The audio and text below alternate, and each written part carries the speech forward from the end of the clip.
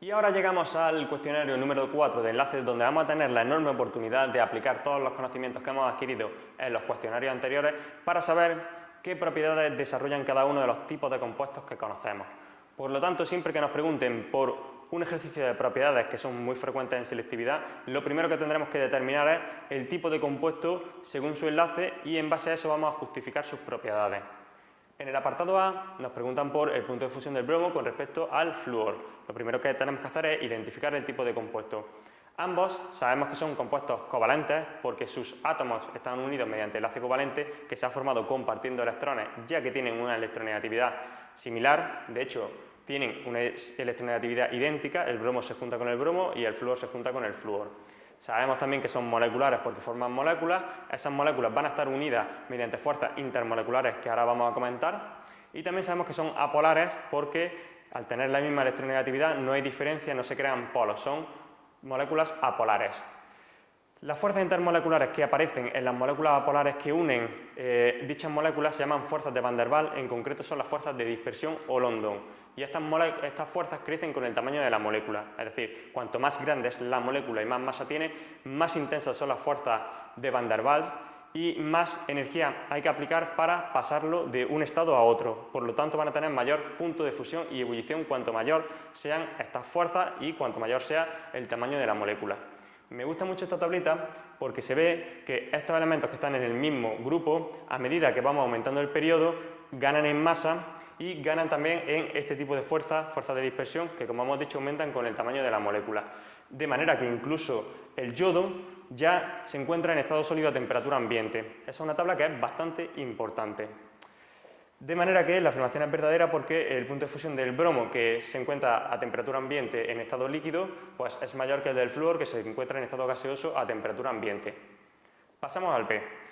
Todos estos compuestos los conocemos bastante, los hemos tratado en cuestionarios anteriores, por lo cual sabemos que son covalentes, que son moleculares, que son polares y la única duda que tendríamos es si forman enlaces de hidrógeno.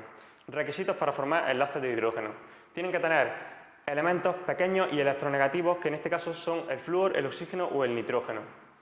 Esos elementos tienen que tener electrones solitarios y dichos elementos tienen que estar unidos a hidrógeno, de manera que se establece un enlace de hidrógeno entre los electrones solitarios del flúor, del oxígeno, del nitrógeno con el hidrógeno de la molécula siguiente. Y como podemos ver aquí, cumplen todos ese requisito, por lo tanto es verdadero. También me gustaría decir que estos compuestos, al ser polares, son solubles en disolventes polares también. Sabemos que lo polar se disuelve en lo polar y lo apolar en lo apolar.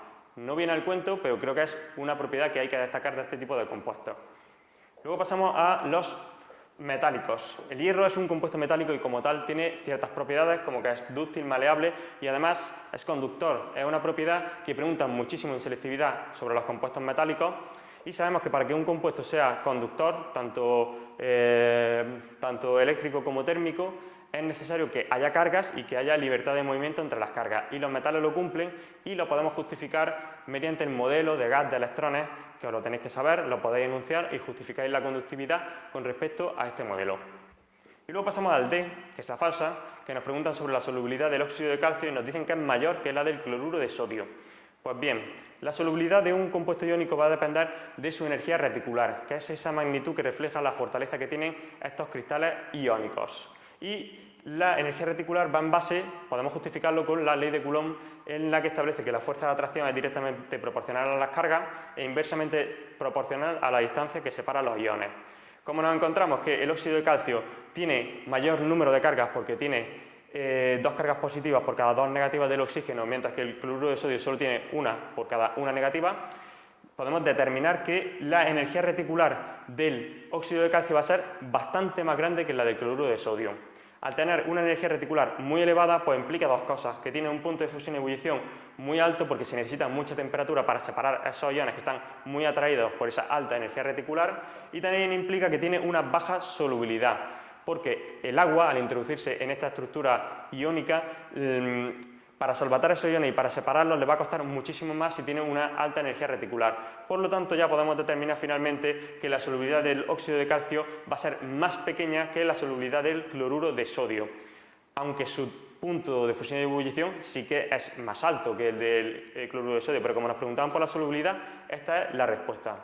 Con esto voy a dejar por ahora el tema de enlace y nos vamos a centrar en el siguiente tema, que va a ser cinética, un tema muy importante y no os lo podéis perder.